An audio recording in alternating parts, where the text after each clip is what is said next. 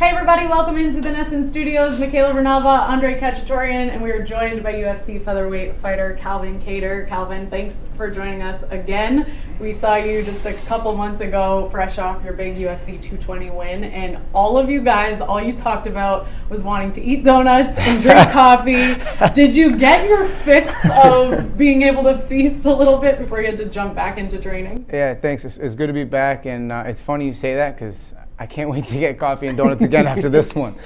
We had 1 week off. It was nice. I got a nice big donut at the airport on my way back from Vegas. Blew off a little steam, and that's all I've been thinking about in Brooklyn is the donut shops. I hear they got some great ones out there, and I'm ready. I'm almost more excited for that than the fight. Before we start talking about the fight, let's talk about Las Vegas for a second. You went out there. What did you do out there? Some time off there. Where did you stay? Yeah.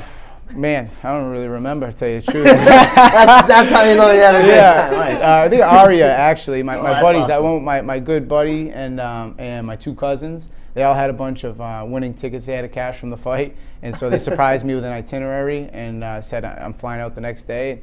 Suited up, packed up, went out, and then we hit California, San Diego for like a day or two, and came back. I was having lunch with my manager, Tyson Chartier at Longhorns. Yeah. Had a nice big steak, and then I just saw the look in his face like we got an offer, and I'm like, it was my last supper. Did you get to finish the steak? Or yeah, I cut every bite extra small and enjoyed it. It was, yeah. And your friends cashed in on some money from your last fight, right? That's they keep making more money off my fights than I do. I wish I was lying, yeah. Yeah, that's nice. So I love the passion for food. I can tell you clearly want to be able to eat. I'm guessing you haven't been able to eat a whole lot. What has this training camp been like with the very short turnaround? Yeah, I mean, I eat a ton. Even with the fight camps, it's just not exactly a ton of what I want. You know, it's a lot of green stuff, smaller portions of the meat and the proteins. But I'm excited to have a nice big chicken parm from Ralphie's after the fight. It's a go-to after every fight. Me and the team, the family, we all get together, and it's a nice little Italian spot in Salem, and we pretty much pack half the house in there and enjoy a nice meal regardless of the outcome, and good to celebrate after a hard long camp. Especially last one was 10 weeks, this one's 6. We had a week off. It's been a lot of work, you know. Right. So I love the Salem restaurants. I am a North Shore kid myself, okay. So I know there are some good eats out there, but aside from the food, I can tell that's really on the brain.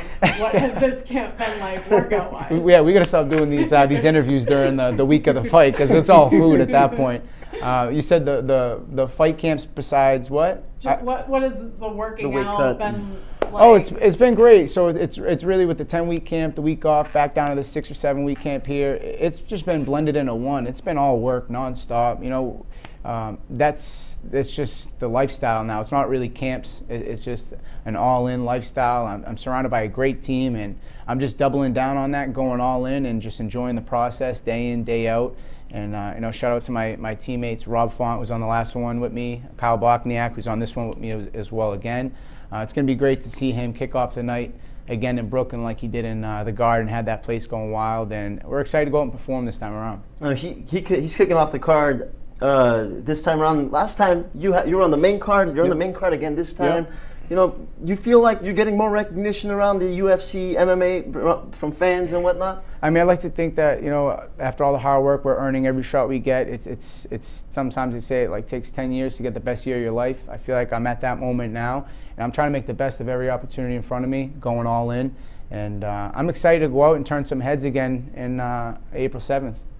Certainly does feel like this is kind of your moment. You're on a roll. You've now cracked the top 15 in the featherweight rankings. That's a really big deal. Congratulations on that. Thank you. Has it changed your mentality or just the way you feel at all now preparing for a fight and having risen to where you are now? Well, I still don't think any of the top 15s know who the hell I am. It's been a year. You know, I had 2 fights in UFC, and I'm not even sure if Dana knows yet, but I plan on making everybody know after the 7th. I think it'll be tough to deny me then. Maybe they'll start wondering who the hell this kid is, you know. But, you know, Renato's a tough kid. He's 11-1, I want to say. His only losses to the guy fighting for the belt, Brian Ortega. So, aside from what everybody else is going to see with the fight, for myself, I want to take a top 15 W, add it to my resume, and just feel that much more confident going into future bouts. You know, let's talk about your opponent at 223. Moicano really good on the ground. He's a black belt in jiu-jitsu. Yep. Is that something you're going to try to stay away from? You're trying to stay on your feet in this one, especially your last one was a knockout. Yeah. You look at all my fights, man. I like to stay on my feet. It's not a secret. You can see the marks on my face. You know, I enjoy it. I like to stand up and put on a show for the crowd. That's what the UFC likes to see. That's what the fans like to see, and that's my style of fighting.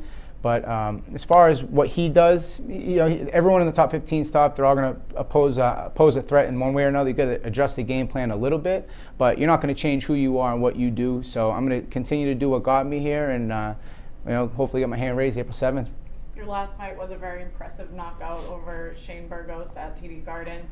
What is different about the way you are preparing for Moicano as opposed to a guy like Burgos?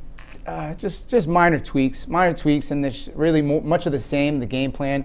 I'm just trying to better what I'm good at and tighten up some of the weaknesses here and there, things I could be better at. And it's really rinse and repeat for every single buddy I'm going to be facing. You change Renato's name with any one of the top 15s, and we're pretty much going to go in the same way. Try to touch him up with the hands and get the same finish that we got in the Burgos fight.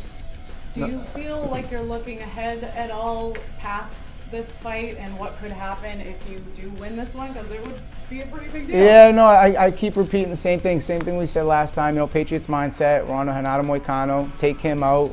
See who's available after that, and what opportunities present themselves. Because if you would have asked me before Burgos, would I be fighting Renato Moicano 6 weeks later? I would have said hell no. I would have been on vacation, you know.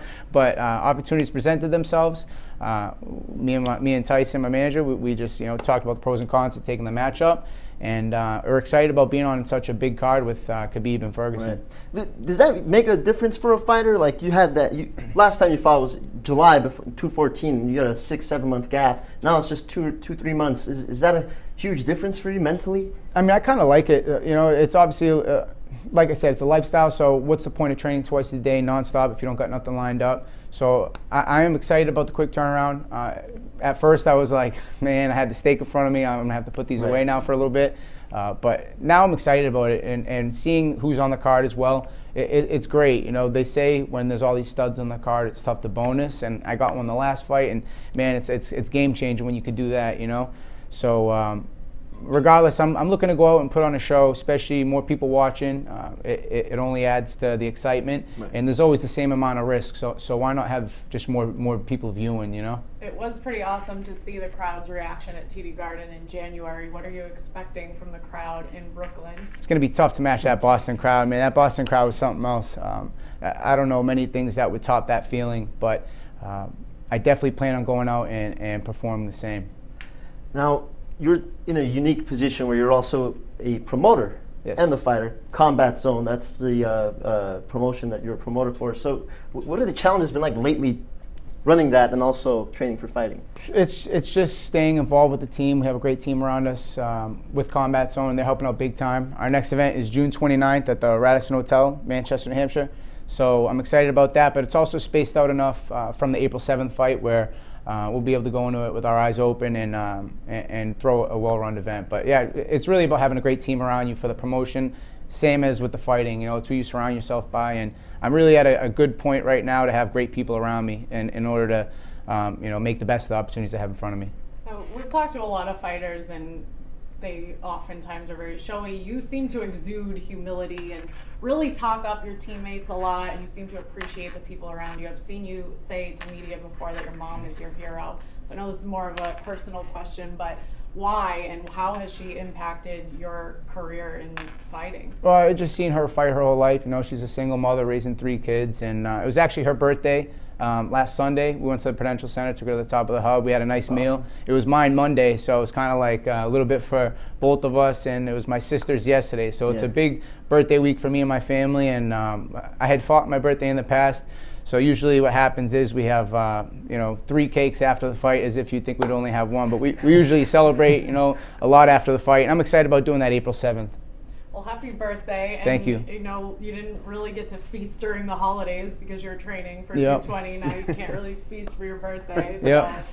I'm used to it now. You know, sacrifice. In this sport, there's a lot of sacrifice, and I'm just used to it. You got to just, at some point, see what's more important and get your priorities straight. And it helps when you have some guy trying to take your head off in a week, to sit back on the cake an extra couple of days. But I am excited about those donuts on that Sunday. That's awesome. All right, well, this talk is making me hungry. Thank you for joining us. I'm going to have an extra snack just for you until you finish up with your fight next week. Thanks, Calvin. Thank you, guys. Thank you, Calvin.